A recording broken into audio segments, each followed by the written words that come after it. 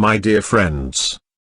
I am Adamu of the monadic entity of the Pleiadian civilization, and I have a brief but important message to bring to you, as always, through my dear young friend, Zingdad.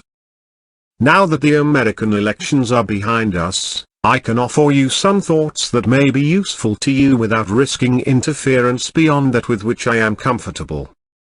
What I wish you to understand is that this vote, this decision for a Trump presidency rather than a Clinton presidency, can be best summarized as a disaster averted.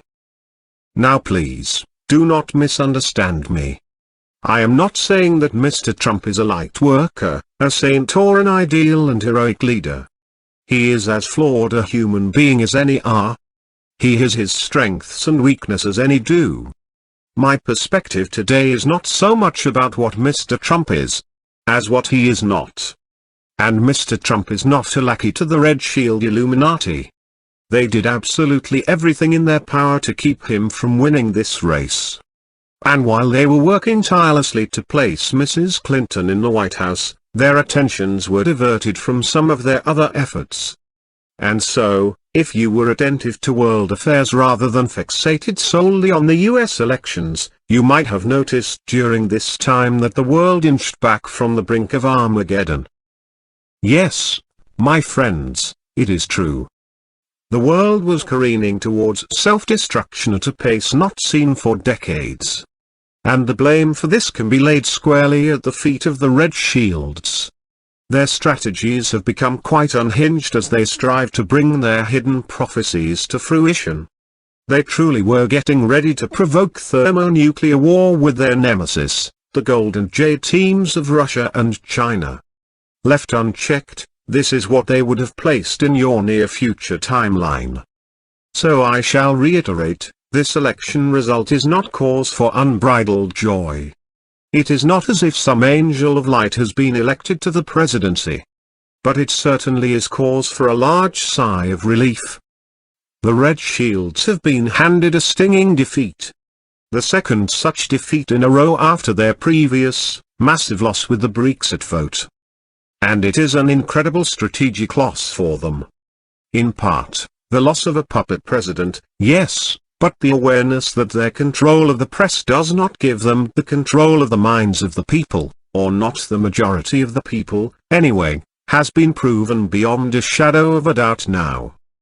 The Red Shields can now palpably feel the reins of control slipping from their hands. This is a massive loss of impetus for them.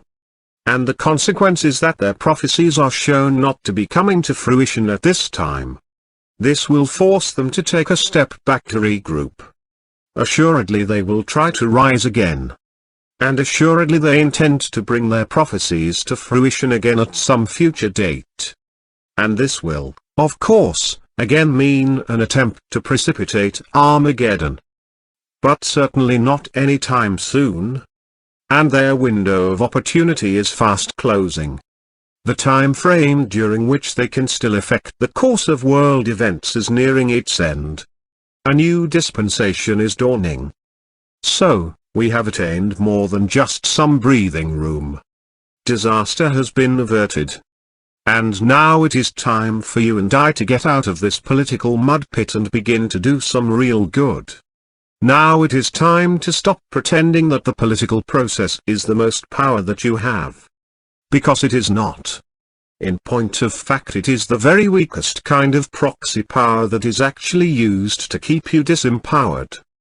And there is a very important point that I wish to make about the specifics of this election too. You would have to have lived under a rock not to have noticed that this was quite different from any other election ever held in America. It was by far the most divisive, the most aggressive, the most baleful and the dirtiest election ever. The election process itself not only exposed some of the deepest wounds in the national psyche, but actually played upon them. Actually deepened them. Deep hatred was stirred up on both sides in an attempt to solidify voters in one camp or the other. As regrettable as this is, it does have the upside of showing clearly to any who have eyes to see that your salvation does not lie in politics. That politicians do not hold the answers for your redemption. neither personally, nor nationally, nor globally.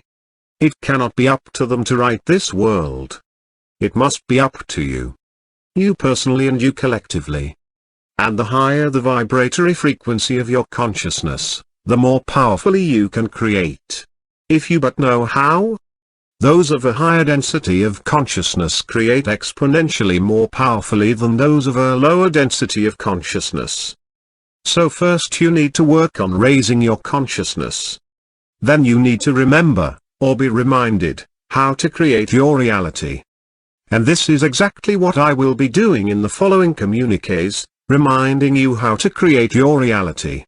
In this way you can become a co-creator of a future world that is congruent with your most beautiful dreams for yourself, humanity and the planet. And as you enact your inherent creator nature, so you will raise your vibration. As you raise your vibration, so you will become an ever more powerful creator.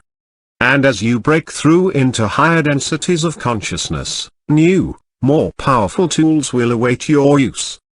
So, my friends, a very exciting journey lies ahead of you, if you will but walk it. This journey is not for everyone. Not everyone is at a place in their soul's evolution where they are ready to awaken to their creator nature. Many cling to their victim status. Many wish for some powerful other to swoop in to rescue them. Many are not yet capable of perceiving their own divine nature. And so, many will reject this message. And that too is exactly perfect. Everyone plays the role that they are suited for. And this message, and the ones that follow, are not for those who cling to their third density victim consciousness. These messages are for you, the awakening soul. For you, the light bringer and the light worker. For you, the star seed and the earth angel. What I wish for you to take away from this communique is that this is actually a great moment. Irrespective of what you think of either Mr. Trump or Mrs. Clinton. Because it really isn't actually about either of those two personalities. This is a very necessary defeat for the Red Shield war machine. They were defeated before a single shot could be fired. And now we can forge forward together to bring truly great change to the planet and to humanity. With that, I leave you. I am Adamu of the monadic entity of the Pleiadian civilization, and I have been speaking to you through Zingdad. Links to Zingdad's book, The Ascension Papers, and also his newsletter, can be found in the description box below.